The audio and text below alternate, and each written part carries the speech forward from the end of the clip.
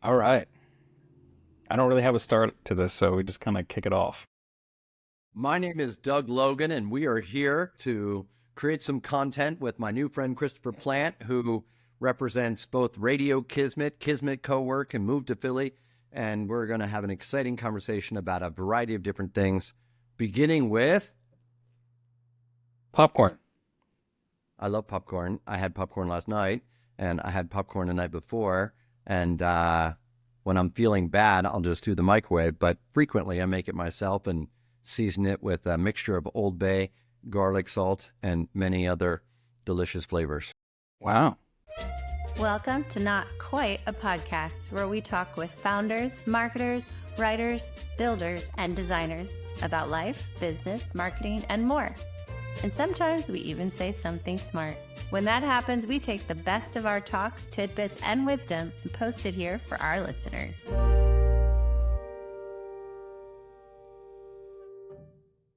When working with clients and brands, so we as an agency, obviously, there's similarities in how we approach, I'm sure, how you approach clients. And so a lot of times for us, there's a challenge or a business objective that they're trying to hit. Have you found ways of validating or putting some sort of ROI on content, like the content that you're creating? It depends. With a particular podcast, you can look at what the sponsorship opportunities are, look at how many downloads you're getting, and try to back your way into a series of resources or value propositions. But it really depends on a sort of point-by-point analysis of what they're really looking for. We've done a lot of podcast production or content production that was specifically about getting somebody out for a particular initiative, whether it was a gala performance, or we've done a lot of work with authors and musicians about creating a vehicle for them to gain exposure for whatever it is they're trying to sell. So, I think that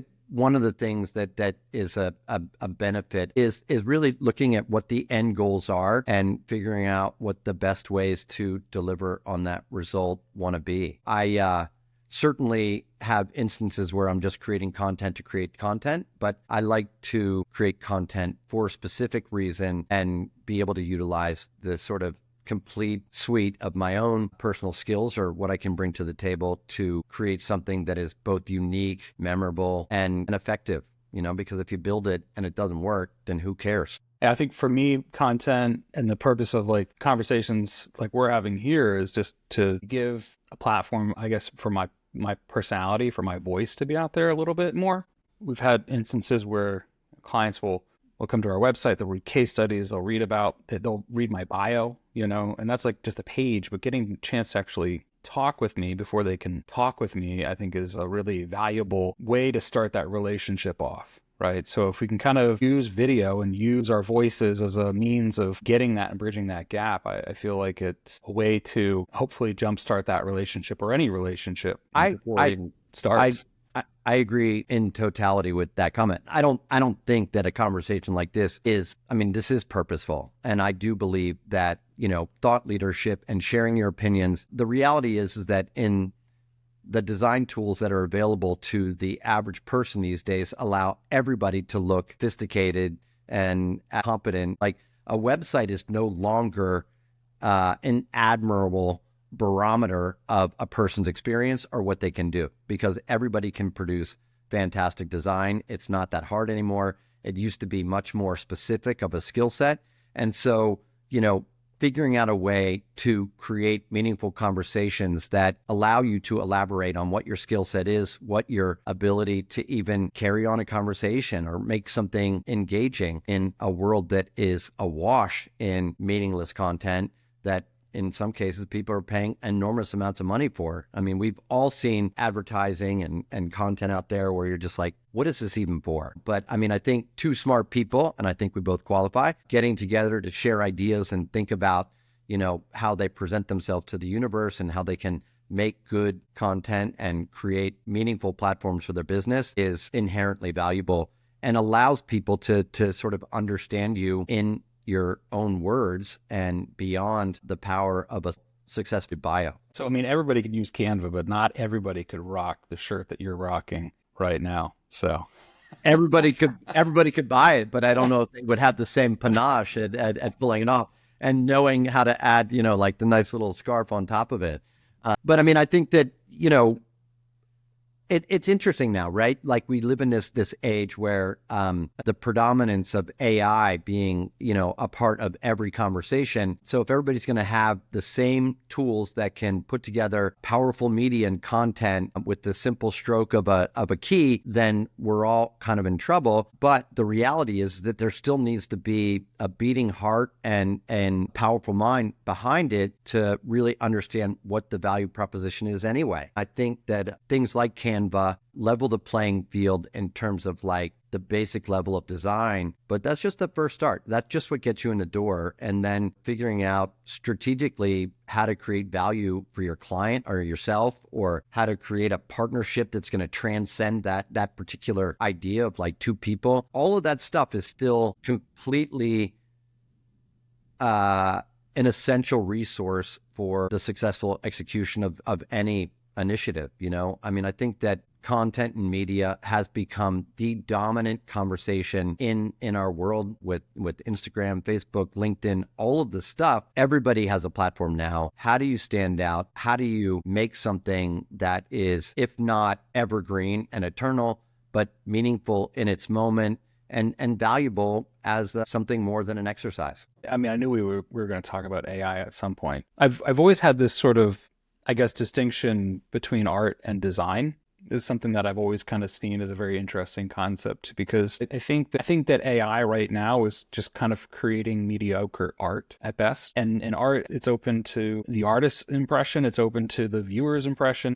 You could say that maybe it serves a function or it doesn't, but design work. If you're creating a billboard or you're creating an advertisement or a website, like it has to function and has to meet some objective. Otherwise, it's just art and it's there to entertain. Design is problem solving with using art as a medium to apply it in some cases, or using technology and using other tools. So to me, AI is just another paintbrush at this point. Yeah. I mean, I think that there are all kinds of new AI tools that are out there that are meant to replace people or shorten the time frame through which something could happen. And because it's also new, we don't even know truly what the value proposition is of AI.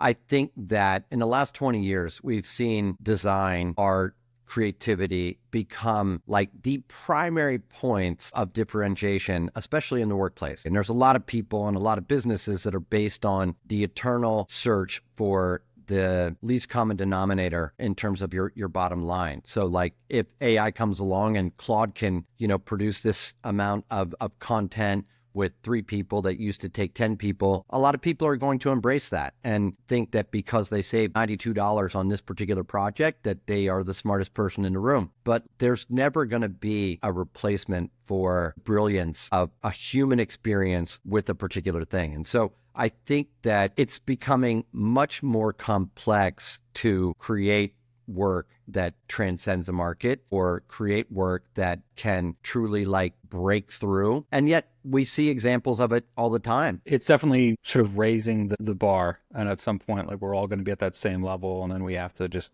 outperform that bar. I think someday, whenever this started, the whole made in America concept to differentiate from made in China or overseas, I wonder if made with humans will be a thing that gets printed or put on things to distinguish when there is no AI in that process. I think probably, the moment this appointment is over, we should both like race to a domain purchase website and be like, is made by human still available? Yeah, I think that's a really good point. And I think it's a good segue too for talking about events and real life. I mean, right now we're remote, but we both met at a conference multiple times. We're going to meet at a conference again next week. There is no replacing that human connection, right? There really isn't. There's still cues that I can't pick up on. There are still things that we're not in the same exact environment. I can't shake your hand right now. I can't smell what cologne you're wearing, or if you remember to wear deodorant.